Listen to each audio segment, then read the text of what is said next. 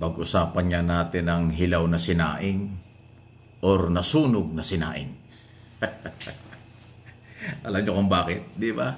Doon sa debate sa Senado, sinisigaw-sigaw pa doon ni Marcoleta, Senator Marcoleta. Senator, magandang umaga po. Sabi mo, hilaw eh. Hilaw na sinaing. Bakit pinipilit na hilaw? Hilaw daw yung impeachment. Hilaw daw yung kaso. Para daw sinaing. May banggit pa siya na kung ano-anong lingwahe, kung ano-anong lugar. Diba? Ang daming lingwahe, Visayas, Central Luzon, Bicol, kung ano-ano. Pero sa Tagalog, hilaw na sinaing. Yan. Kinukumpara niya ang ginawa ng Kongreso, hilaw daw yung kaso laban kay Sara Duterte. Ayan ang sinasabi niya. Ako naman, kaya ko sinabing hilaw at saka sunog na sinaing. Ako naman, pwede kong sabihin, biro'y totoo, Mr. Senator, kaibigan mo naman ako at kaibigan kita. Hindi kaya nasunog naman ang sinaing mo sa Kongreso nung ikaw ay congressman pa, lalo na dito sa katatapos na 19th Congress. Alam mo bakit? Kasi sinunog ka ni Speaker at ng mga kasamahan mong congressman doon sa mga public hearing. Hindi ka pinaporma. At hindi lang yon, sinabihan ka pa na hindi ka member ng mga komite. Hindi ka na vice chairman, hindi ka member. Ang daming posisyon na inalis sa'yo. Dahil ang tingin sa'yo ng mga congressman na majority ay hindi ka nila kasama. Kaya sinunog ka sa mga komite na huwag ka mag-participate sa mga public hearing at saka pagboto sa hearing kung ano man gagawin ng komite kasi nga hindi ka member dahil tinanggal ka. So yun naman ang aking description. Sinunog ka sa mga committee hearing, sinunog ka ng Kongreso, kaya galit ka sa Kongreso. Ngayon, dahil senador ka na. Yung bang pagpunta mo sa Senado at naging senador ka ng Republika ng Pilipinas, hindi ka lang maka-Duterte, kung hindi, meron ka ba talagang samaan ng loob sa kapwa mo congressman ng panahong yon? Dahil sinunog ka sa komite, sinunog ka ng mga kongresista, hinubaran ka, tinanggal ka sa anumang posisyon sa Kongreso. Ay doon, kung di ako nakakamali, naging member ka pa ng commission and appointment eh. Naging vice chairman ka pa ng mga committee dyan. Hindi ka nga naging chairman, kung di ako nakakamali, pero member ka ng maraming committee. Sa Quadcom committee, member ka ron. Sa appropriation, alam ko sa Blue Ribbon, member ka rin eh, pero lahat nawala yun.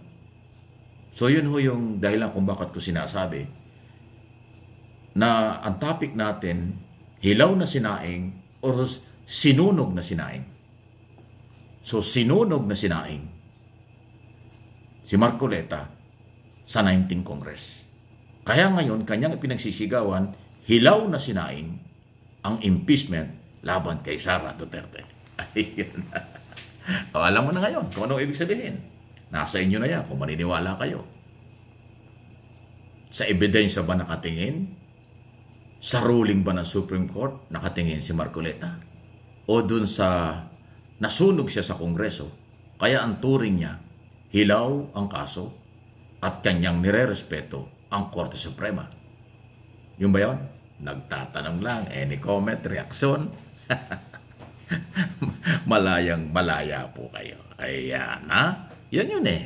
Yan ang buhay ni Senador Marcoleta at dating congressman ng 3 term sa Kongreso. Yung 2 term niya sa Kongreso, okay pa siya eh. Hindi siya sunog sa Kongreso eh.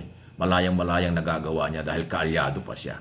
Pero nung gumalaw-galaw na siya na parang anti-Marcos, pro-Duterte na, doon dahan-dahan siyang sinunog ng kapwa congressman hanggang sa hinubaran at tinanggal ang lahat ng komite, membership at iba pa. Yun yun. May idea kayo kung sino siya. Easy lang po ito. Yan naman ay background sa isang public official. Hindi naman makakawala ang mga record na naglulumiyad. Yan kasi ang nangyari. Diba? Ayaw ko na ipakita yung mga video kung paano siya sinunog ng mga congressman kasi masyado nang masakit yun. Grabe ho. Mayroon pa nga nag-congressman nagsabi niya, ba't ka nandito? Ba't ka nakikialam? Hindi ka naman member. Ginanon pa siya. You are not allowed. Hindi ka nire-recognize ng chairman. Ginanon pa siya eh. Ang lupit, no? Yan. Kaya pwedeng may galit, may paghihigante, kaya ang tingin niya sa kasong hawak at dumaan sa Kongreso, kahit alam niya na may karapatan, exclusive power ng Kongreso ang impeachment, isinisigaw niya sa plenaryo ng Senado dahil senador na siya, hilaw na sinaing ang comparison niya sa ginawa ng mga kapwa-abogado niya sa Kongreso. Ayan, para malinaw lang. Okay? Any comment? Sige lang. Sunod na ating pag-usapan ito naman.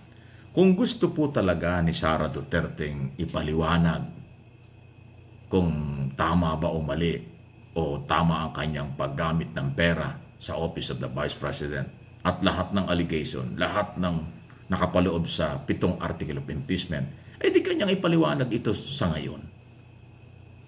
Di ba? Pwede niyang ipaliwanag. Punta siya ng punta sa buong mundo, ikot ng ikot siya, may mga rally siyang pinupuntahan.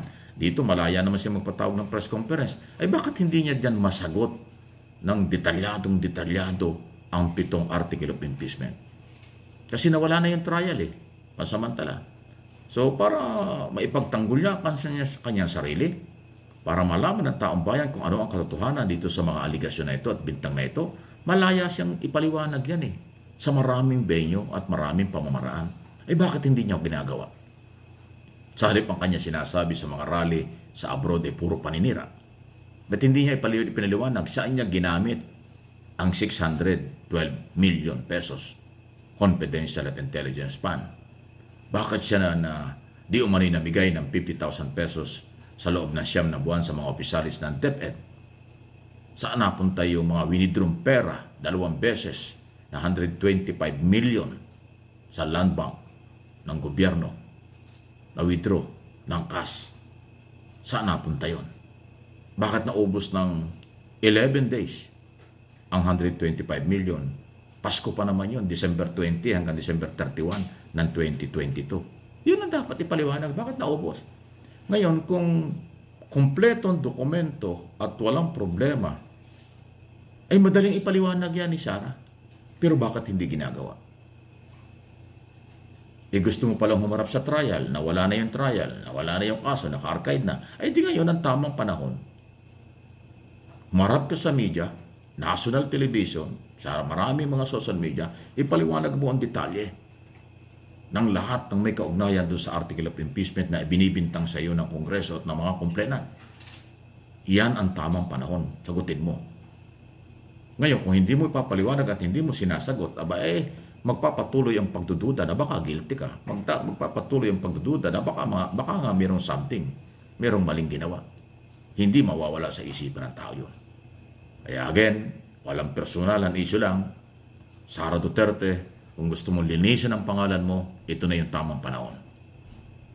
Ihayag mo ang iyong ebidensya at pagpahayag ng malinaw laban doon sa mga kasong na-archive na. Di ba? Yan ang tamang pagkakataon.